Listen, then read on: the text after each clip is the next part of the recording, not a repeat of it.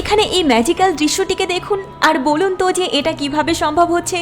যেমন এখানে দেখছেন একজন ওয়ার্কার মেঝেতে এক প্রকারের গাঢ় লিকুইডের আস্তরণ ছড়িয়ে দিচ্ছেন আর সেই মুহূর্তে সেখান দিয়ে চলাচল করছেন, তা সত্ত্বেও তার পায়ের ছাপ সেখানে পড়ছে না। কিন্তু কেন জানেন? আর সঙ্গে কিভাবে এটা সম্ভব হচ্ছে? ছড়িয়ে দেওয়ার সঙ্গে সঙ্গে এই লিকুইড নিশ্চয়ই শুকিয়ে যাচ্ছে না, তাহলে বাস্তবে এটা কিভাবে সম্ভব? চলুন জানি। অ্যাপক্সি রেজিন বলা হয় এই লিকুইডগুলিকে। এই কাজ করার সময়তে বারবার ওয়ার্কারদের এর ওপর দিয়ে চলাচল করতে হয়। প্রথম আস্তরণ দেওয়া থেকে শুরু করে বিভিন্ন রকম ডিজাইন তৈরি, সঙ্গে পরবর্তীতে আরো আস্তরণ তৈরি।